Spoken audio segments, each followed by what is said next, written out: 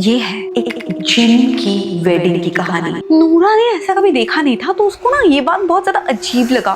गाना चालू होने के कुछ देर बाद सारे लोग एक साथ नाचने लग जाते हैं और वो नॉर्मल तरीके से नहीं नाच रहे थे। उन लोगों के चेहरे तो बिल्कुल इंसानों के जैसे थे, उनके पैर बिल्कुल एग्जैक्टली बकरियों के जैसे लग रहे थे। उन बकरियों के जैसे पैरों से वो लोग कंटिन्यूअसली नाचे जा रहे थे। उन लोगों ने एक सेकंड के लिए भी गैप नहीं लिया, बट उनकी बॉडी, उनकी शरीर धीरे धीरे बिल्कुल चेंज होने लगी।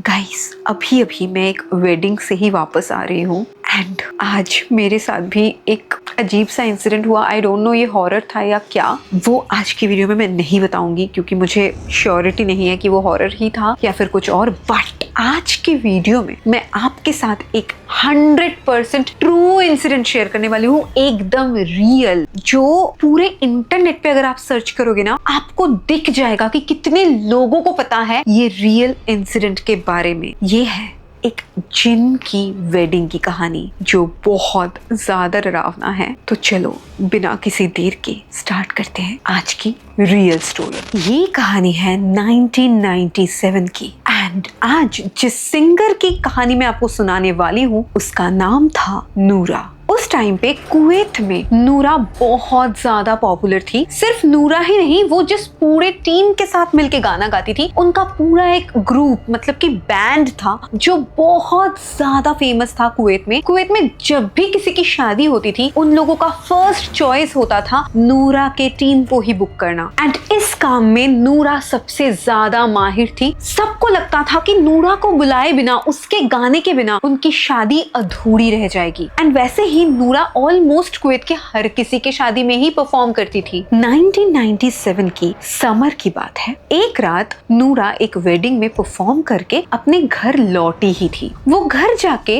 रेस्ट कर रही थी, तब आधी रात को अचानक उसके ड्राइंग रूम की लैंडलाइन फोन में कॉल आती है। तो नूरा ने एक बार सोचा कि इतनी रात को उसे कौन कॉल कर रहा है। नूरा ने कॉल उठाया एंड उसने देखा दूसरी तरफ एक आदमी बात कर रहा है और वो आदमी नॉर्मल तरीके से बात नहीं कर रहा था। मतलब कि वो ना बहुत एंशिएंट टाइम में जैसे अरबिक में बात किया जाता था, एकदम शुद्ध अरबिक, वो वैसे बात कर रहा था। और उस टाइम पे कुवैत में कोई भी उस लैंग्वेज में बात नहीं करता था। मतलब अगर आप सोचो, अगर हम लोग हिंदी बोलते भी है तो वो हिंदी एकदम पुराने जमाने का हिंदी नहीं होता है, उसमें थोड़ा इंग्लिश मिक्स होता है एंड बहुत कुछ मिक्स होता है। तो ये बात पहले तो नूरा को अजीब लगी। तो नूरा ने उस आदमी को पूछ ही लिया कि आपको इतना अच्छा अरबिक कैसे आता है, और वो भी एकदम ट्रेडिशनल अरबिक। तो उस आदमी ने बोला कि मैंने सीखा नहीं, मुझे पहले से ही आता है। तो फिर नूरा को लगा कि हो सकता है कि ये बहुत एजेड ओल्ड आदमी होगा या फिर ऐसा भी हो सकता है कि उसने पढ़ाई किया होगा एकदम ट्रेडिशनल अरबिक में कुछ। उस आदमी ने डायरेक्टली नूरा से बोला रिसेंटली उस आदमी की बेटी की शादी है एंड वो चाहते हैं कि नूरा उसके पूरे बैंड के साथ वहां पे जाए एंड गाना गाए। तो नूरा ने भी डेट्स चेक किए कि उस डेट पे वो फ्री है या नहीं। देन नूरा ने उस आदमी से पूछा कि मुझे कहाँ पे जाना पड़ेगा परफॉर्म करने के लिए, मतलब वेन्यू किधर है। तो उस आदमी ने नूरा को एक एड्रेस बताया एंड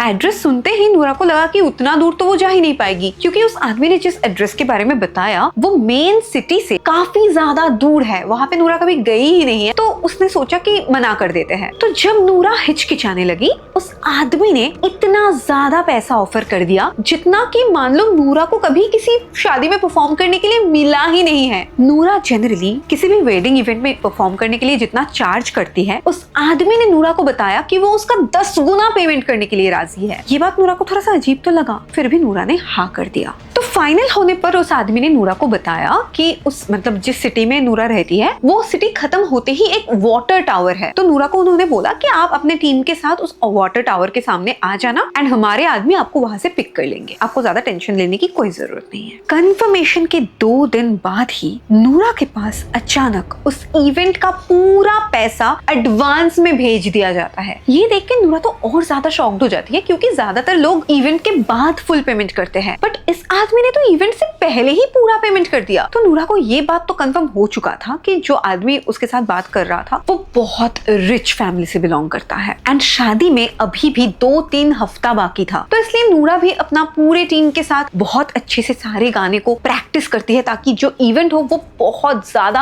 अच्छा हो। नूरा के क्रू में जो मेंबर्स थे उनमें से एक थी लैला जो ओथ प्ले करती थी, जो एक गिटार टाइप का इंस्ट्रूमेंट होता है। इसके बाद थी मरियम जो ड्रम्स प्ले करती थी। इसके साथ होती थी फातिमा एंड सेरा जो बैकग्राउंड सिंगर्स थी एंड असलम जो सारा कुछ जो भी कंपोजिशन है सब कुछ वो मैनेज करता था। तो कुछ दिनों बाद फाइनली शादी का दिन आ ही गया। नूरा अपने पूरे टीम को लेकर एक गाड़ी से अपने डेस्टिनेशन की तरफ चलने लगती है। कुछ देर बाद वो लोग सिटी के एकदम एंड में उस वाटर टावर के सामने पहुंच जाते हैं एंड वो पहुंचते ही देखते हैं कि उस जगह पे 2 बहुत ज्यादा लग्जूरियस कार्स खड़े हैं। तो नूरा की पूरे ग्रुप वो दोनों कार्स में डिवाइड होके शिफ्ट हो गए एंड वो लोग उन कार्स से डेजर्ट की तरफ चलने लगे, मतलब सिटी को छोड़ के। थोड़े दूर जाते ही सिटी का व्यू भी पूरी तरह से चला गया एंड शादी का इवेंट जनरली शाम को या रात को ही होता है। तो थोड़ी देर बाद जब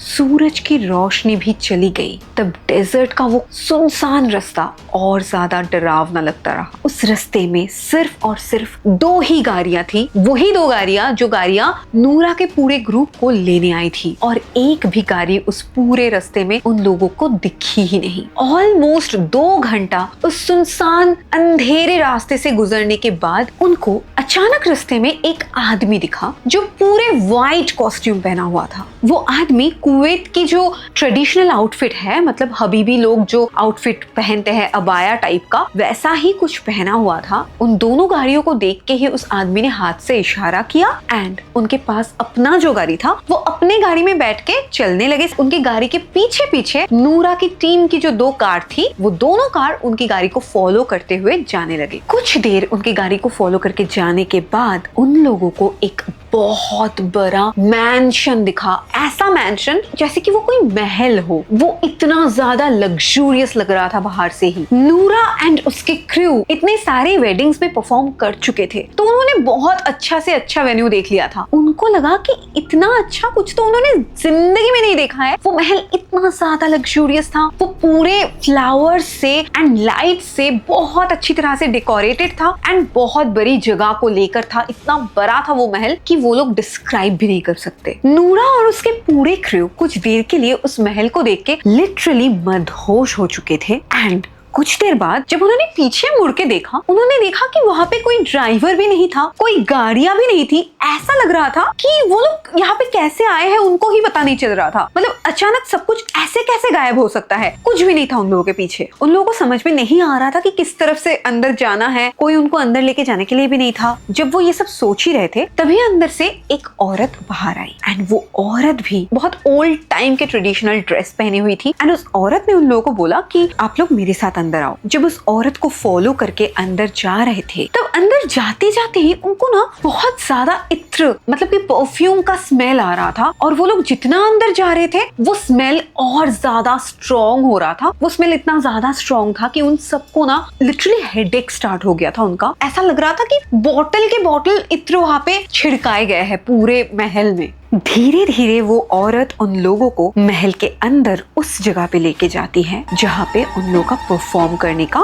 स्टेज बना हुआ था एंड वो महल ना थोड़ा अजीब तरीके का था। मतलब उस महल की चारों तरफ छत तो थी बट एकदम बीचों बीच वाले एरिया में कोई छत नहीं था और उसी जगह पे एक स्टेज बनाया गया था जहाँ पे वो लोग परफॉर्म करने वाले थे। ऊपर बिल्कुल चांद तारे सब कुछ, मतलब पूरा आसमान दिख रहा था वहां से। तो जब वो लोग स्टेज पे पहुंचे तब उस औरत ने उन लोगों को बोला कि आपको अभी परफॉर्म करने की जरूरत नहीं है, आप लोग रात के 10 या 10:30 बजे से परफॉर्म करना स्टार्ट करना, क्योंकि जो दुल्हन है वो एग्जैक्टली रात के 12 बजे वेन्यू पे आएगी। तो नूरा और उसकी टीम ने सोचा कि उतने टाइम तक वो लोग सारे इंस्ट्रूमेंट सेट कर लेंगे एंड उनको अपना अटायर भी चेंज करना था, थोड़ा सा गॉर्जियस टाइप का जो कॉस्ट्यूम होता है, तो उन्होंने वो वेयर कर लिया, चेंज कर लिया एंड देन जब वो लोग स्टेज पे जाके पहुंचे तब ऑलमोस्ट रात के 10 बज चुके थे। तो नूरा ने सोचा कि थोड़ा सा ट्रायल देके देखते हैं, एक बार टेस्ट करके देखते हैं कि सारा सिस्टम सही हुआ है या नहीं। तो म्यूजिक सिस्टम सही से सेट हुआ है या नहीं ये चेक करने के लिए उन्होंने एक बार ट्रायल परफॉर्म करके देखा। नूरा गाना गा रही थी माइक पे, तो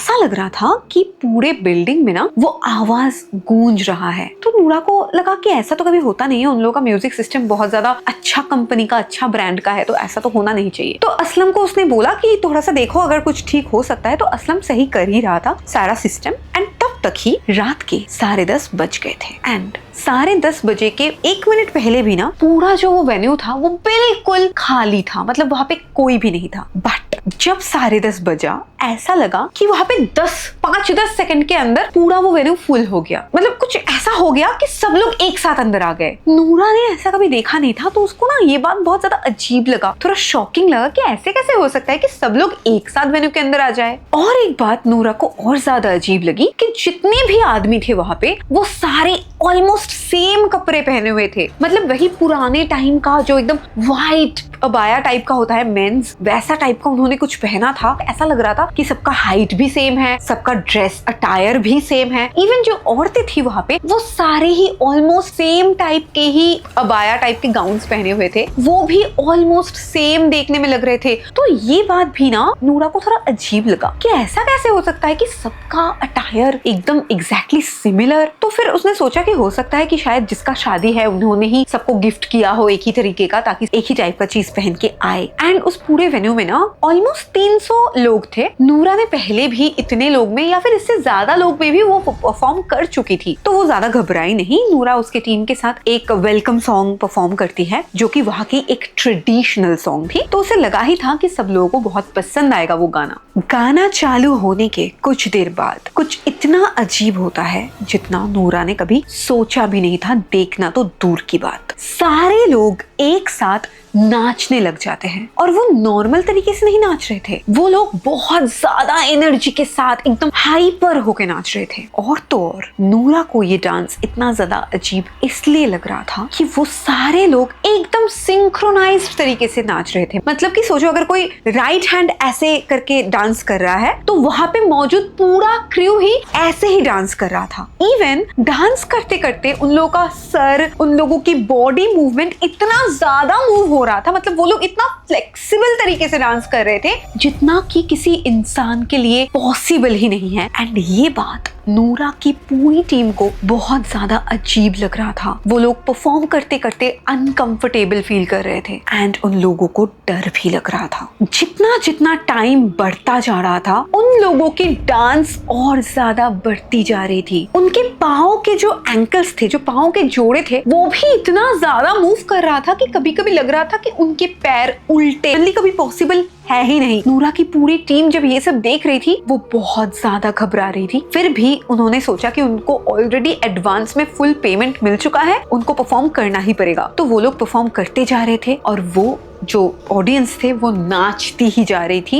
मतलब कि वो ऐसे डांस कर रही थी कि लग रहा था कि उन लोगों को पेमेंट किया गया है कि आपको ऐसे नाचना है, या फिर कोई रिचुअल चल रहा हो कि हर किसी को एक ही तरीके से नाचे जाना है, नाचे जाना है। मतलब नॉर्मली वेडिंग्स में लोग एक दूसरे से बातचीत करते हैं, हाई हेलो करते हैं, वो कुछ नहीं कर रहे थे, हर कोई सिर्फ डांस कर रहे थे। तब ऑलमोस्ट 11:30 बज चुका था। उस भीड़ में से एक औरत आती है नूरा के पास, उनको बोलने की बहुत अच्छा हुआ है गाना एंड उनको थोड़ा सा टिप देने। तो वो औरत कुछ कैश नूरा के हाथ में पकड़ा देती है। जब नूरा उस औरत के हाथ से वो कैश लेती है, नूरा की हाथ उस औरत की हाथ को टच कर जाती है। नूरा को मानो कि शॉक लगता है कि ऐसा कैसे हो सकता है। उस औरत की हाथ इतना ज्यादा गर्म थी कि कुछ देर के लिए नूरा को लगा कि उसका हाथ ही जल गया। उस औरत की हाथ ना बिल्कुल जलते हुए कोयले की तरह गर्म थी, जो कि किसी इंसान का हो ही नहीं सकता। फिर भी नूरा ने सोचा कि खुद को कंट्रोल करना पड़ेगा, हम लोग कोई रिएक्शन नहीं दे सकते, यहाँ पे परफॉर्म करेंगे फिर घर चले जाएंगे, इट्स ओके। बट जब नूरा ने पीछे मुड़ के देखा, उसने देखा कि उसकी जो बैकग्राउंड सिंगर थी वो इतना ज्यादा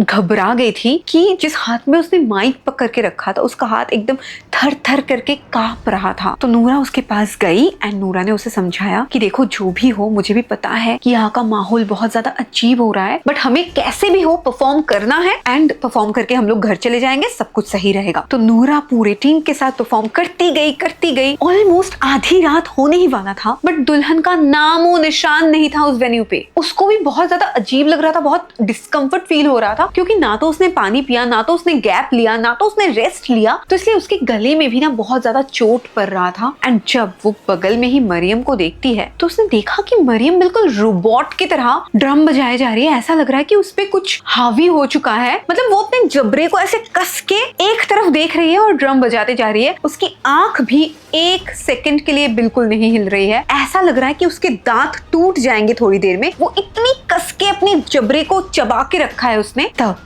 घड़ी में एग्जैक्टली 12 बज गया और 12 बजते ही वो पूरा वेन्यू धुएं से भर गया। गाइस, अभी के टाइम में ना बहुत सारी शादियों में ऐसे धुआं किया जाता है आर्टिफिशियली ताकि एंट्री में सुंदर लगे, बट उस जमाने में ये सब चीजें नहीं थी। बट फिर भी एक सेकंड के लिए नूरा को लगा कि हो सकता है ये लोग पटाखा जला रहे हैं, शायद ब्राइड की एंट्री हो रही होगी, इसीलिए पटाखे की वजह से ऐसे धुआं हो रहा है। बट नूरा की आंखें खुली कि जब उसने देखा उस धुएं के अंदर से ही जो लोग नाच रहे थे, मतलब पूरा जो भीड़ था, उनके पैर अभी इंसानों जैसे नहीं लग रहे थे। अभी उनके पैर बिल्कुल एग्जैक्टली बकरियों के जैसे लग रहे थे। काले काले पैर और उन बकरियों के जैसे पैरों से वो लोग कंटिन्यूअसली नाचे जा रहे थे। उन लोगों ने एक सेकंड के लिए भी गैप नहीं लिया और कोई इंसान ऐसे 2-3 घंटे तक कंटिन्यूअसली बिना किसी गैप के इतनी जोर जोर से नहीं नाच सकता। उन लोगों के चेहरे तो बिल्कुल इंसानों के जैसे थे, बट उनकी बॉडी, उनकी शरीर धीरे धीरे बिल्कुल चेंज होने लगी, जैसे कि वो इंसान थे ही नहीं। जब वो हाथ उठाए ना डांस करते करते, तब नूरा ने नोटिस किया कि उनके हाथ धीरे धीरे बहुत ज्यादा लंबा होते जा रहे हैं और उनके हाथों में जो नाखून थे वो बहुत लंबे और बहुत नुकीले होते गए। एंड गाना गाते गाते उनकी बैकग्राउंड सिंगर सेरा की वॉइस पूरी तरह से ब्रेक हो गई, चोक्ड हो गई। सिर्फ यही नहीं, सेरा पूरी तरह से फ्रीज हो चुकी थी। उसकी पलकें भी नहीं झपक रही थी। नूरा फुल्ली फोकस कर रही थी कि कैसे भी हो उसे कंप्लीट करना है आज का इवेंट एंड उसे घर जाना है। वो ऐसा नहीं एक्ट कर सकती, मतलब वो सबको समझा नहीं सकती कि वो कितनी डरी हुई है, क्योंकि बहुत अजीब लगेगा। तो वो अपने आप को कंट्रोल करती रही एंड गाना गाती रही। गाना गाते गाते रात के 3 बज गए और रात के 3 बजते ही उस जगह का पूरा लाइट्स अचानक एक साथ ऑफ हो गया। वो पूरा जगह इतना ज्यादा अंधेरा हो गया था कि आपके पास में कौन है, मतलब नूरा के पास में कौन है, उसे वो भी नहीं दिख रहा था। ऊपर से वो अमावस की रात थी, तो चांद की रोशनी भी बिल्कुल भी नहीं थी वहां पे। एंड उनकी साउंड सिस्टम भी काम करना बंद कर दिया था। वो जो क्राउड, मतलब भीड़ थी जो इतनी देर से इतनी जोर जोर से नाच रही थी, अचानक उन लोगों ने नाचना भी बंद कर दिया था, क्योंकि नाचने का तो कोई आवाज नहीं आ रहा था। सिर्फ एक आवाज आ रही थी, जैसे कि कोई अगर कपड़े में कुछ, मतलब कुछ हाथ लगाता है, कपड़े में कुछ थोड़ा सा कुछ मूव हो रहा है, वैसा ही आवाज था। ये इंसिडेंट होते ही नूरा इतनी ज्यादा डर गई कि उसने चिल्ला के बोला, यल्ला यल्ला। एंड यल्ला का मतलब होता है लेट्स गो, मतलब अभी चलो। तो ये बोलते ही नूरा और उसकी पूरी टीम वहां पे भागने लगी। उन लोगों को कुछ भी दिखाई नहीं दे रहा था कि वो लोग किस तरफ जा रहे हैं, सामने क्या है, बट फिर भी वो लोग भागने लगे। एंड भागते भागते नूरा का पैर अचानक एक कारपेट में, मतलब कालीन में फंस गई। उसकी पैर जब कालीन में फंस गई, नूरा ने अपना जूते तक उतार दिया, पर वो भागने लगी। उस अंधेरे में वो लोग भागते भागते एक कमरा दूसरा कमरा ऐसे भागते भागते काफी देर बाद उन लोगों को बाहर का रास्ता थोड़ा बहुत दिख जाता है एंड वो लोग बाहर रेगिस्तान में पहुंच जाते हैं भागते भागते। पर उस रेगिस्तान में बाहर आके भी उन लोगों की टेंशन बिल्कुल भी खत्म नहीं हुई, क्योंकि उनको कुछ दिखाई नहीं दे रहा था कि वहां पे क्या है, कौन है। वो लोग भागते भागते सामने की तरफ जाने लगे और अचानक उनको वही 2 सेम गाड़ियां दिखती है जो उनको उस वाटर टावर से पिक करके इस महल तक ले। वो लोग उस गाड़ी के सामने गए एंड जाते ही वो लोग उस गाड़ी में बैठ गए। वहां पे सेम ड्राइवर्स थे जो लोग उनको वहां तक लेके गए थे। एंड गाड़ी में उठने के बाद ही वो गाड़ी चलने लग जाती है एंड वो गाड़ी शहर की तरफ चलने लग जाती है। काफी देर तक उस सुनसान सड़क से जाने के बाद उनको धीरे धीरे शहर की रोशनी दिखती है एंड नूरा की जान में जान आती है। उसे थोड़ा हौसला मिलता है कि हाँ, आज मैं फाइनली घर पहुंच जाऊंगी। एंड शहर में पहुंचते ही नूरा और उनकी टीम बोलती है कि गाड़ी रोक दो, हमें यहीं पे उतरना है। एंड वो लोग वहीं पे उतर जाते हैं एंड वो लोग अपने अपने घर चले जाते हैं। उन लोगों ने इस बारे में कुछ डिस्कस नहीं किया, क्योंकि सभी बहुत ज्यादा डिस्टर्ब्ड हो चुके थे मेंटली। नेक्स्ट डे मॉर्निंग में नूरा सोचती है कि ये बात बहुत ज्यादा फिशी था, अजीब था, तो वो सीधा पुलिस स्टेशन जाती है रिपोर्ट दर्ज कराने। एंड पुलिस स्टेशन में जाके वो सब कुछ बोलती है कि मेरे साथ ये हुआ, कल रात को मैं यहाँ पे परफॉर्म करने गई थी एंड वहाँ पे इतने सारे लोग थे, ये सब चीज मेरे साथ हुआ। जिस पुलिस वाले के पास नूरा ने ये कंप्लेन किया था, उन्होंने उसकी बात को काफी सीरियसली ली एंड उन्होंने बोला नूरा को कि आप भी हमारे साथ चलो, हम जब जाएंगे वहाँ पे इन्वेस्टिगेट करने तब आप भी हमारे साथ चलो। पुलिस वालों को पता नहीं था कि वहाँ पे कैसे एग्जैक्टली जाना है, क्योंकि वो बिल्कुल रेगिस्तान के बीच में था। तो वो लोग पुलिस के कार से निकल गए उस जगह के लिए। तो जाते जाते रास्ते में उनको वो वाटर टावर तो जरूर दिखा, बट वो लोग रेगिस्तान के अंदर जाते गए बट वहाँ पे कोई महल दिख ही नहीं रहा था दूर दूर तक। बट पुलिस वालों को ना उस रेत के ऊपर से टायर की निशान दिख रही थी, मतलब उससे पता चल रहा था कि किसी की कार तो वहां से जरूर पास की होगी। बट बहुत दूर जाने के बाद भी उनको कोई महल नहीं दिखा। तब पुलिस वालों ने नूरा को बताया कि हो सकता है कि आप इतनी सारी शादियों में परफॉर्म करके टायर्ड हो गई थी, तो इसलिए आपने हेल्यूसिनेशन किया होगा, या फिर ऐसा भी हो सकता है किसी ने आपके साथ मजाक किया हो। नूरा ने सोचा कि अगर मेरे पास कोई प्रूफ ही नहीं है तो मैं कैसे पुलिस वालों को समझाऊंगी कि ये सच में हुआ था। तो उसने सोचा कि ज्यादा बहस नहीं करते हैं, तो फिर पुलिस वालों के साथ ही वापस शहर में लौट गई। बट अगले दिन सुबह उसने सोचा कि वो कहीं से भी हो इस बारे में जरूर प्रूफ ढूंढेगी। उस टाइम पे इंटरनेट तो नहीं होता था, तो इसलिए नूरा एक लाइब्रेरी में चली गई जो उस शहर की सबसे बड़ी लाइब्रेरी थी, और उसने ना उसी जगह की हिस्ट्री ढूंढने की कोशिश करी। एंड फाइनली उसे एक बुक मिला जहाँ पे उस जगह की जिक्र थी। उस बुक में लिखा हुआ था कि उस जगह पे सच में एक महल हुआ करता था, बट वो महल लास्ट टाइम 1987 में यूज हुआ था। उस महल में कोई रहता नहीं था, तो वो धीरे धीरे एकदम खंडर जैसा बन गया एंड देन उसको तोड़ दिया गया गवर्नमेंट की तरफ से। नूरा ने अपने टेलीफोन हिस्ट्री से वो नंबर ढूंढने की बहुत कोशिश करी जिस नंबर से उसके पास कॉल आया था, बट उसे वो नंबर मिला ही नहीं। इवन जिस कुरियर कंपनी के थ्रू उसे पैसे भेजे गए थे वो उस कुरियर कंपनी को भी कांटेक्ट करती है, बट कुरियर कंपनी के पास भी उस ट्रांजैक्शन का कोई रिकॉर्ड ही नहीं था। ये सब चीजें ना नूरा को बहुत ज्यादा इफेक्ट कर दी। नूरा ने इसके बाद से कभी भी सिर्फ वेडिंग किया, उसने कहीं पे भी परफॉर्म नहीं किया। एंड जिस टाइम पे ये इंसिडेंट हुआ था उस टाइम पे नूरा सिर्फ 35 साल की थी एंड उसके पास एक बहुत अच्छा करियर था। वो बहुत ज्यादा मशहूर थी, बहुत फेमस थी पूरे कुवैत में। लोग नूरा को बार बार पूछते थे कि वो क्यों परफॉर्म नहीं करती है अभी और वेडिंग्स में। नूरा किसी को भी सच नहीं बोलती थी, बट फिर भी उनके क्रू के थ्रू किसी लोगों को पता चल गया था ये चीज। तो बहुत सारे लोग ना इस चीज को लेके और बातें बनाते थे कि नूरा को तो किसी शादी में परफॉर्म करते करते भूत दिखे। किसी ने बोला कि उसने तो जिन की शादी में ही परफॉर्म किया। किसी ने बोला कि नूरा बस अटेंशन के लिए ऐसी करती है। बट लोगों को पता था कि जो सिंगर पहले से ही इतनी पॉपुलर थी, इतनी फेमस थी, उसको कभी भी अटेंशन के लिए ऐसे झूठ नहीं बोलना पड़ेगा। एंड उसने तो परफॉर्म करना छोड़ भी दिया था, तो इतना अटेंशन पाके उसका फायदा भी नहीं होने वाला। मतलब वो वेडिंग का परफॉर्मेंस ही उसके लाइफ का लास्ट परफॉर्मेंस बन गया। इस्लामिक रिलीजन में माना जाता है कि जिन भी अल्लाह से ही बनाया गया एक क्रिएचर होता है जो आग से बना होता है। एंड उनकी भी फैमिलीज होती है, उनके भी रिचुअल्स होते हैं, जिनके भी एक अलग दुनिया होती है। एंड जिन कभी कभी इंसानों के रूप भी ले सकते हैं, और कभी कभी तो जिन की दुनिया और हमारी दुनिया आपस में टकरा जाती है। और अगर कोई जिन आपको रिस्पेक्ट दे तो आपको वो रिस्पेक्ट लेना चाहिए। अगर वो जिन आपके साथ मेहमान नवाजी करे तो आपको वो हैप्पीली एक्सेप्ट करना है, आपको उनके साथ खुश रहना है। अगर आप उस जिन से डर के भागने की कोशिश करते हो, कुछ डरावना भी कर सकता है। तो इसलिए कभी भी आपको उस सिचुएशन से भागना नहीं चाहिए। आपको जब जिन परमिशन दे कि आप वहां से जा सकते हो, आपको खुशी खुशी वहां से जाना चाहिए। एंड नूरा ने पूरा टाइम वहां पे परफॉर्म किया। वो डरी तो थी बट वो भागी नहीं उस जगह से, तो इसलिए शायद उसके साथ गलत कुछ नहीं हुआ। आपको क्या लगता है, क्या ये ट्रू इंसिडेंट है? क्योंकि इंटरनेट में ये स्टोरी बहुत ज्यादा वायरल हो चुका है, तो आई डोंट नो, मुझे तो लगता है कि शायद सच ही होगा, नहीं तो इतने सारे लोग यही सेम स्टोरी क्यों बोलेंगे। तो आपको क्या लगता है कमेंट सेक्शन में जरूर बताओ। क्या आपको लगता है कि सच में जिन होते हैं या नहीं होते?